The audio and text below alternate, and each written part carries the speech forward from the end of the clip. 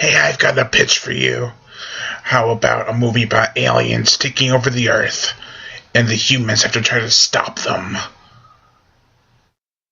What will we call it? Oh, Destroy All Monsters. I'll have all of Godzilla's enemies, and I'll have Godzilla.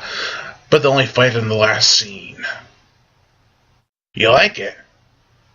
I didn't think you actually were going to fall for it. Oh, I mean, that's great news.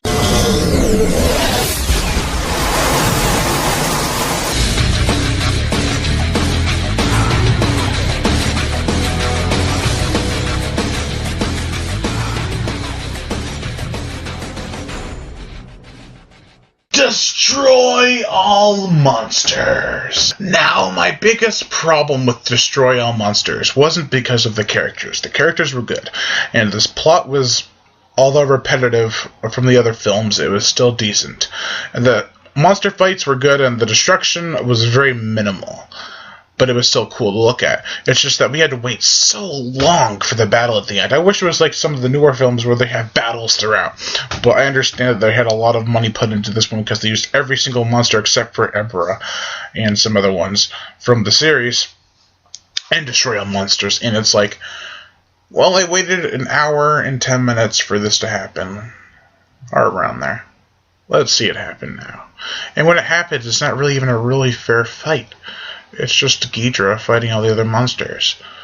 It's not really fair for Ghidrah. There should be like a couple monsters versus a couple monsters. Or all the monsters versus... or half the monsters versus half the other monsters. It'd be nicer that way. Two other problems I had with this film was that, spoilers, they took care of the alien problem way too easily. Like, yeah, we defeated them. Where are they? I don't know. They're not coming out first. I guess we destroyed them. And... then the other problem I have is that King Ghidrah, the main antagonist, comes in at the very end of the movie, then gets his ass kicked, and then he dies, and that's it. So what's up with that shit? Now, I'm not saying that this is a bad film.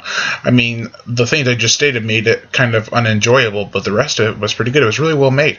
And the destruction scenes, even though they were, again, very short, when they're invading the certain countries, which I thought was pretty cool, but there was very quick scenes.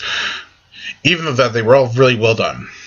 And the end of battle scene, it did get me pumped. I'm like, yeah, let's see them kick Ghidrah's ass. Or Ghidorah. I don't know what he's called it at this point. It's either Ghidrah or Ghidorah. But anyways, it got me pumped. Now, I'm sorry if I don't sound too enthusiastic about this, but my voice is getting kind of weak for some reason. And it happened all of a sudden. I don't know why.